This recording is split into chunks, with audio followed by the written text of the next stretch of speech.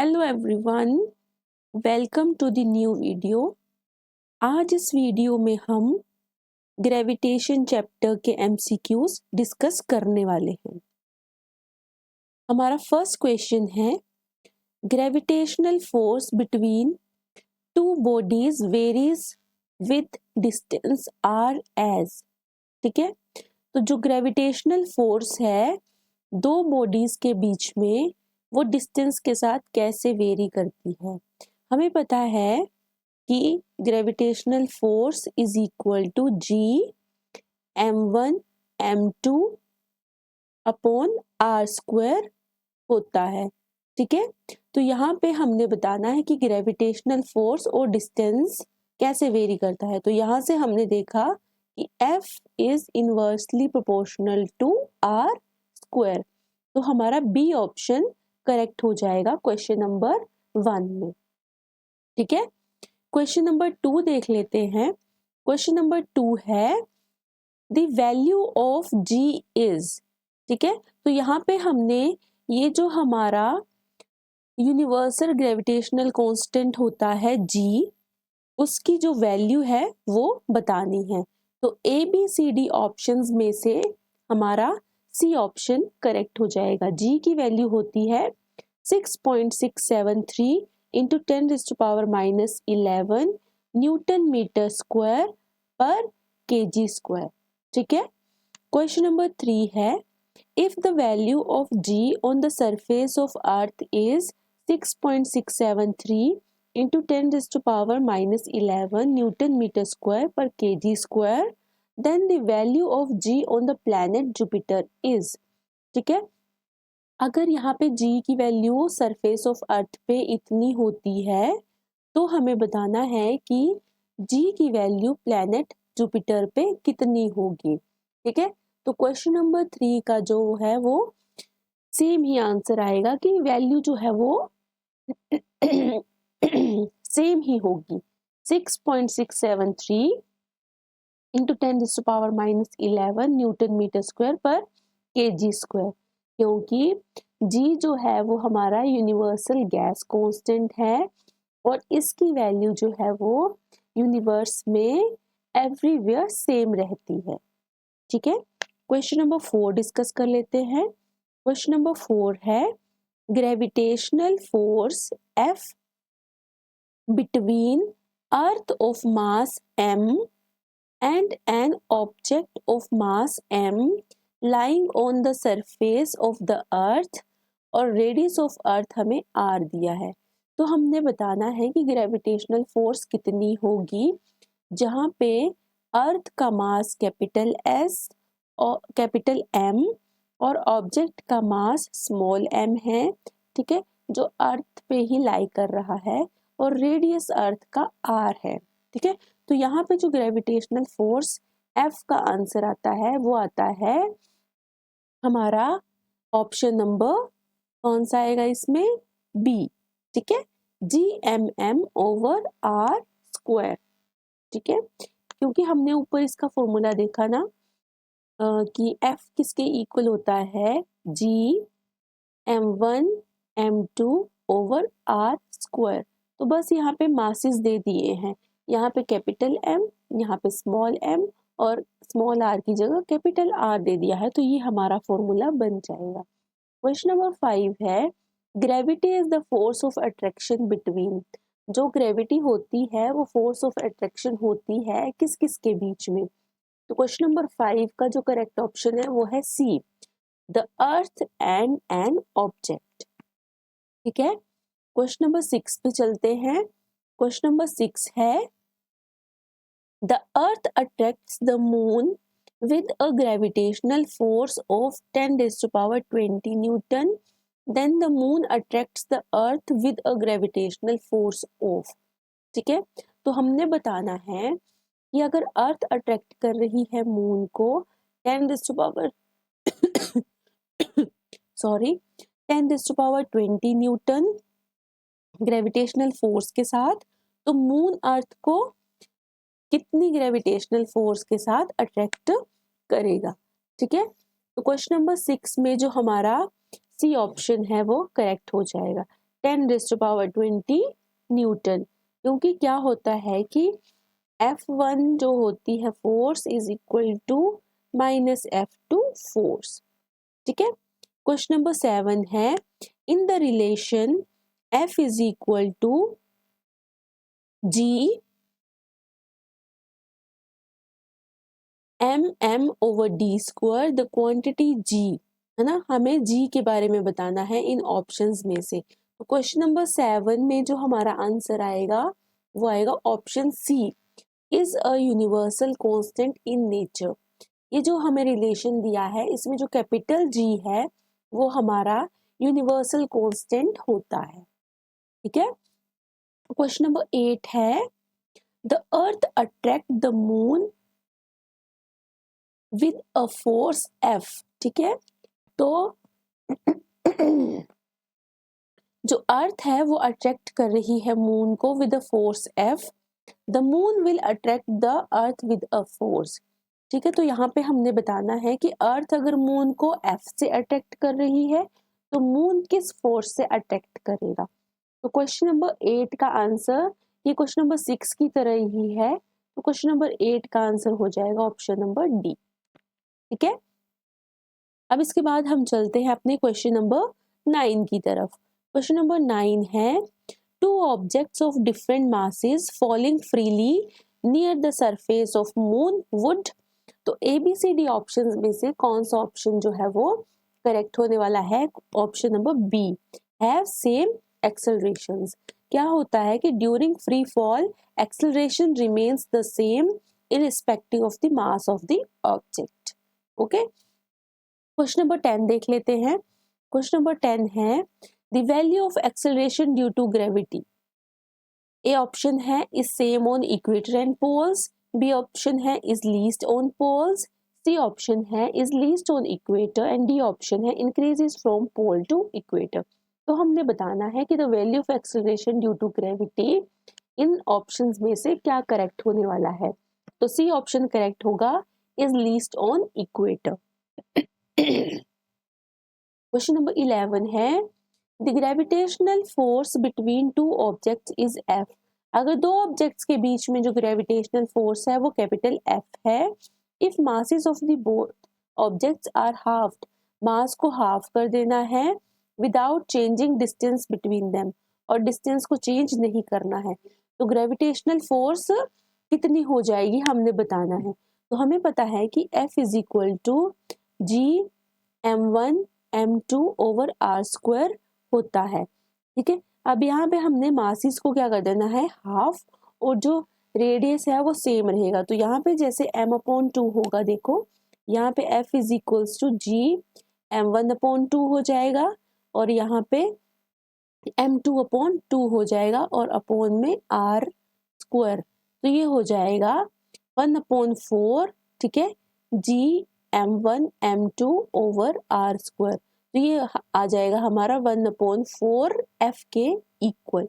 तो A option हमारा इसका करेक्ट हो जाएगा। क्वेश्चन नंबर 11 का जो है वो ए ऑप्शन जो है वो करेक्ट होगा। क्वेश्चन नंबर 12 है, a boy is whirling a stone tied with a string in an horizontal circular path। Circular path में जो है वो उसको घुमा रहा है स्टोन को। The string breaks the stone. अगर स्ट्रिंग जो है वो ब्रेक हो जाती है तो स्टोन क्या करेगा, कैसा पाथ वो फॉलो करेगा, सर्कुलर पाथ करेगा या फिर स्ट्रेट लाइन करेगा। तो इन ऑप्शंस में से हम जो अपना करेक्ट ऑप्शन है वो बताएंगे कि जो 12 का करेक्ट ऑप्शन है वो है C, will move along a straight line tangential to the circular path. और ये किसकी वजह से होता है, due to inertia of motion. ठीक है। क्वेश्चन नंबर 13 है, the value of universal gravitational constant. तो जो वैल्यू है यूनिवर्सल ग्रेविटेशनल कांस्टेंट की, तो वो होती है same through out the universe. तो क्वेश्चन नंबर 13 का डी ऑप्शन हमारा करेक्ट हो जाएगा। ठीक है। क्वेश्चन नंबर 14 है, law of gravitation gives the gravitational force between. जो हमारा लॉ ऑफ ग्रेविटेशन होता है वो ग्रेविटेशनल फोर्स किस किस के बीच में बताता है। ठीक है, तो 14th का आंसर होगा correct C option, any two bodies having some mass. किन्हीं भी दो बॉडीज के बीच में ग्रेविटेशनल फोर्स बता देगा अगर उनका कुछ मास होगा तो। ठीक है, क्वेश्चन नंबर 15 है the value of quantity G in the law of gravitation. ठीक है, तो क्वेश्चन नंबर 15 में ए ऑप्शन है depends on mass of earth only, B option है depends on radius of earth only, C option है depends on both mass and radius of earth, and D option है is independent of mass and radius of the earth. तो question number 15 का जो correct होगा option वो होगा D option, is independent of mass and radius of the अर्थ, क्योंकि जी जो है वो हमारा यूनिवर्सल कांस्टेंट होता है। ठीक है, क्वेश्चन नंबर 16 पे चलते हैं। Two particles are placed at some distance. ठीक है, दो पार्टिकल्स को कुछ डिस्टेंस पे प्लेस किया है। If the mass of each of two particles is doubled, अगर मास को डबल कर देंगे, keeping the distance between them unchanged. अब डिस्टेंस को अनचेंज रखा, ये ऊपर वाले क्वेश्चंस की तरह ही है, उसमें हमने हाफ किया था, यहाँ पे हमने डबल कर देना है, तो डबल करेंगे तो ये हो जाएगा 4 टाइम्स। 16 का जो है वो बी ऑप्शन करेक्ट हो जाएगा। ठीक है, 17 है the force of attraction between two unit point masses separated by a unit distance is called. तो इसको हम क्या बोलते हैं। क्वेश्चन नंबर 17 का जो है हमारा करेक्ट ऑप्शन हो जाएगा डी, यूनिवर्सल ग्रेविटेशनल कांस्टेंट। क्या बोला था, force of attraction between two unit point masses. ठीक है, sorry, separated by a unit distance. अब फॉर्मूला था F is equals to G m1 m2 upon r square. अब ये भी यूनिट हो गया, ये भी यूनिट और ये भी यूनिट, मतलब इनकी वैल्यू 1 1 1 हो गई, तो किसके इक्वल आ गया, जी के इक्वल। तो वही हमने लिख दिया कि ये यूनिवर्सल ग्रेविटेशनल कांस्टेंट के बराबर होगा। ठीक है, क्वेश्चन नंबर 18 देख लेते हैं। क्वेश्चन नंबर 18 है the weight of an object at the centre of the earth of radius R is. तो वेट बताना है ऑब्जेक्ट का at the centre of the earth, और रेडियस कितना है अर्थ का, आर गिवन है हमारे पास। तो क्वेश्चन नंबर 18 में देखो W is equals to m g के इक्वल होता है। ठीक है, the value of G at the centre of earth is 0। G की value centre of the earth पे 0 होगी, तो वेट भी कितना हो जाएगा, this thing implies W is equal to 0, क्योंकि G इज इक्वल टू 0 है, this implies W is equal to 0। तो ए ऑप्शन जो है वो 18th का करेक्ट ऑप्शन होगा। Question number 19, an apple falls from a tree because of gravitational attraction between the earth and apple। ठीक है, if F1 is the magnitude of force exerted by the earth on the apple and F2 is the magnitude of the force exerted by apple on the earth, तो क्या होगा। तो इन options में से 19th में जो करेक्ट ऑप्शन है वो है D, F1 and F2 are equal. ठीक है, क्वेश्चन नंबर 20 है the value of G. Value G की क्या होती है हमने बतानी है। 20 का है A is least on equator, equator पे क्या होती है, लीस्ट होती है। ठीक है, हमारे 20 क्वेश्चंस हो चुके हैं। अब हम नेक्स्ट क्वेश्चन करते हैं, क्वेश्चन नंबर 21। ठीक है, तो क्वेश्चन नंबर 21 है हमारा the value of G is 0। अब हमने बताना है कि जी की वैल्यू जो है वो 0 कब होती है अकॉर्डिंग टू द ऑप्शंस। ठीक है, जी एट दी डेप्थ डी क्या हो जाती है, जी की वैल्यू हो जाती है डेप्थ पे ना G 1 minus D upon R. ठीक है, तो G at D is equal to R is equal to 0। तो 21 का जो हमारा आंसर आएगा वो आएगा at the centre of the earth. 0 value होती है at the centre of the earth. Question number 22 है the value of G will be maximum at. अब वैल्यू जी की बतानी है मैक्सिमम कब होती है? तो मैक्सिमम होती है the poles of the earth, at the poles of the earth. Sorry. Question number 23 है a sheet of paper and another sheet of paper crumbled into a ball are dropped from the top of a tower. ठीक है, तो क्या होगा? 4 options में से correct option बताना है। ठीक है, तो इसमें होगा हमारा B option correct. Sheet of paper reach the ground later than the ball.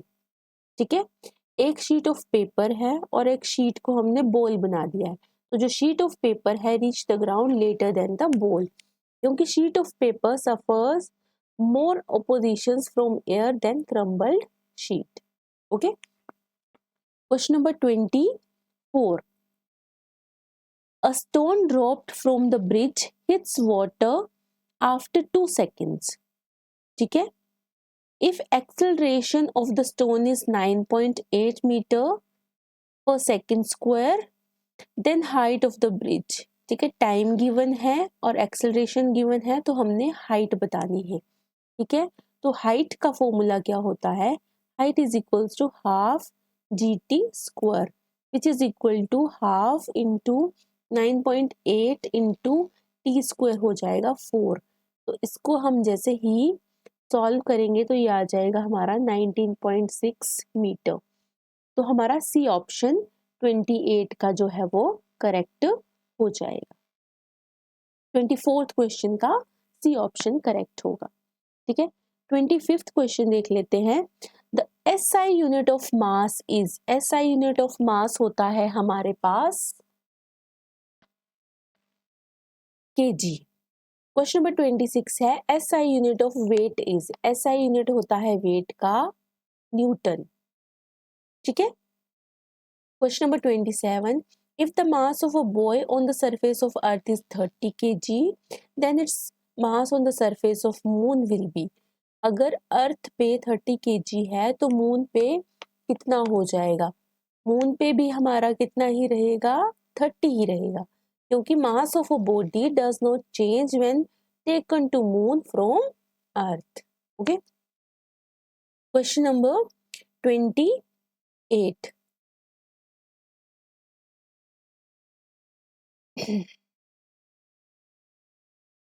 the weight of a man on the surface of moon is 300 Newton. The weight of this man on the surface of earth is। Question number 28 का हो जाएगा 1800, क्योंकि क्या होता है कि जो हमारा वेट होता है मून पे is equal to weight on earth upon कितना आ जाएगा? जीएम, और ये जीएम किसके इक्वल होता है? 6 के इक्वल होता है। तो वेट ऑन मून कितना है? 300 इंटू 6 हो जाएगा, इसकी वैल्यू 6 होती है, तो 6 is equal to weight on earth which is equal to 1800। ठीक है, question number 29, Akshil buys 5 gram of gold at the poles. 5 gram gold को बाय किया है पोल्स पे। The weight of the gold at the equator will be. ठीक है, तो question number 29 में क्या होगा? Weight of a body at equator is less than at poles. ठीक है, तो ऑब्वियस है कि जो इक्वेटर पे है वो लेस देन कितना आ जाएगा? 5 ग्राम। क्वेश्चन नंबर 29 का बी ऑप्शन जो है वो हमारा करेक्ट हो जाएगा। ठीक है, अब क्वेश्चन नंबर 30 देख लेते हैं। An object of mass m is taken to the moon from earth. तो हमने बताना है कि अगर ऑब्जेक्ट मास m को हम ले जाएंगे अर्थ से मून पे तो क्या होगा? क्वेश्चन नंबर 30 में होगा कि mass of a body does not change when taken to moon, however weight decreases. ठीक है, तो क्या होगा कि जो हमारा 29th नहीं सॉरी 30th क्वेश्चन है उसका डी ऑप्शन करेक्ट हो जाएगा। Mass of the object remains the same but its weight decreases on the moon. Question number 31 है a person weighs W at Delhi, the weight of a person on the peak of Mount Everest will be. Question number 31 में क्या होगा कि sorry हमारा जो B option है वो correct हो जाएगा, लेस देन W हो जाएगा, क्योंकि क्या होता है कि W इज इक्वल्स टू इतना होगा mg on the peak of Mount Everest, value of G is less than at Delhi, तो ये लेस देन W हो जाएगा। क्वेश्चन नंबर 32 है, a person weighs on W on the surface of earth, the weight of the person at the center of the earth will be।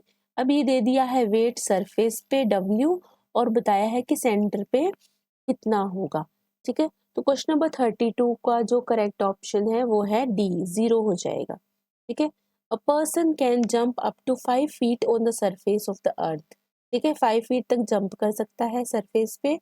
On the surface of the moon the same person can jump, तो moon पे क्या होगा, moon पे जो है वो हमारा greater than 5 feet हो जाएगा, क्योंकि moon exerts less force of attraction on an object than the force exerted by the earth on object, ठीक है। क्वेश्चन नंबर 34 है, the mass of an astronaut on the surface of the earth is 60 kg, the ratio of the mass of astronaut on the surface and on the moon.